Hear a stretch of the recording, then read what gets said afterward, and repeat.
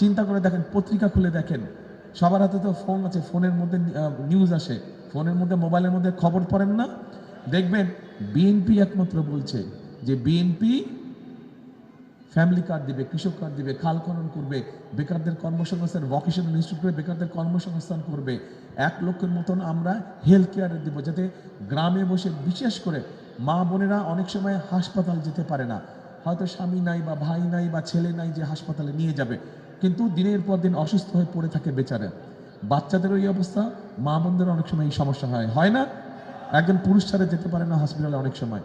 কিন্তু আমরা চাই মা বোন এবং শিশুরা যাতে ঘরে বসে ছোটোখাটো অসুখের চিকিৎসা যাতে পেতে পারে, সেই ব্যবস্থা আমরা করতে চাই, সেই ব্যবস্থা আমরা করতে চাই। তো এই সবগুলো কাজকে করতে হলে কাকে জিতাতে হবে? কি ভাই, কাকে জিতাতে হবে? যদি এই কাজগুলো, ধানের শীষকে জিতাতে হবে।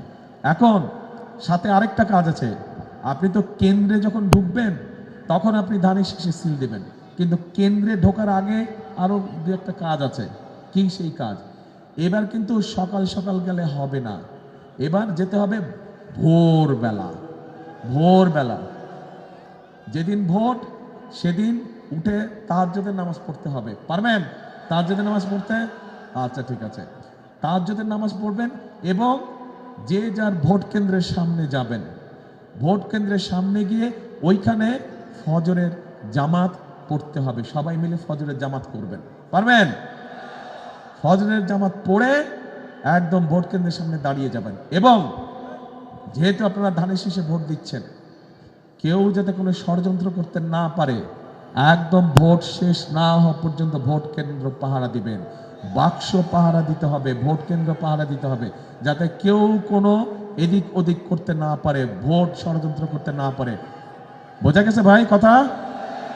একমত কে কে এটার সাথে? কে কে একমত?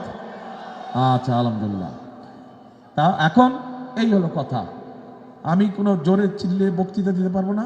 আমি আমার দেশের মানুষের জন্য, দেশের জন্য যেসব কথা চিন্তা করেছি, যেই সব কাজ আমি করতে চাই, সেই কাজগুলো আপনাদের সামনে আমি তুলে ধরলাম। অনেক কাজ করতে পারবো না, একটা মানুষ আমি, একটা সরকার কত কাজ, কিন্তু যেই কাজগুলো করলে দেশের মানুষ উপকৃত হবে, খেটে খাওয়া মানুষ উপকৃত হবে, আমরা সেই কাজগুলোকে ধীরে ধীরে ধীরে করতে চাই। এই কাজগুলোকে ধীরে ধীরে, সেই জন্যই আমি একটি স্লোগান দেই। আপনারা এর মধ্যে নিশ্চয়ই স্লোগানটা শুনেছেন, যারা যারা জানেন আমার সাথে বলবেন, করব কাজ। কি হলো পিছন থেকে? করব কাজ, গর্ব দেশ, শুনতে পাই না? করব কাজ, গর্ব দেশ, সবার আগে, সবার আগে, সবার আগে বাংলাদেশ। কাজেই এই বাংলাদেশ যদি ভালো থাকে, আমরা এখানে হাজারো লক্ষ মানুষ যারা উপস্থিত আছে, আমরা সবাই ভালো থাকবো। এই বাংলাদেশ যদি খারাপ থাকে, তাহলে আমরাও খারাপ থাকবো। কাজেই বাংলাদেশকে যদি ভালো রাখতে হয়, আমাদের সকলকে ঐক্যবদ্ধ হতে হবে।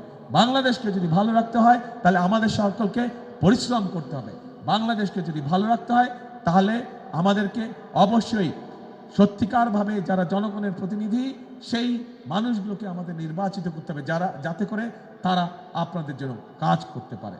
প্রিয় ভাই বোনেরা, মনে আছে তো বিএনপি সরকার গঠন করলে ইনশাল্লাহ খাল কাটা উদ্বোধন করার জন্য আমি কিন্তু আসব, তখন কিন্তু এই মানুষগুলোকে দেখতে চাই আমি আমার সাথে খাল কাটতে। এই যে কামরুলের হাতে আমি ধানের শীষ দিয়ে গেলাম, এখন আপনাদের দায়িত্ব কামরুলকে দেখে রাখা, কামরুলকে দেখে রাখা আপনাদের দায়িত্ব। পারবেন তো? ইনশাল্লাহ, ইনশাল্লাহ। আজকে তাহলে এখানেই থাক, বাকি কথা যেদিন খাল কাটতে আসবো ইনশাল্লাহ সেদিন বলবো, ঠিক আছে? আল্লাহ হাফেজ। বাংলাদেশ জিন্দাবাদ, বাংলাদেশ জাতীয়তাবাদী দল জিন্দাবাদ। আসসালামু আলাইকুম।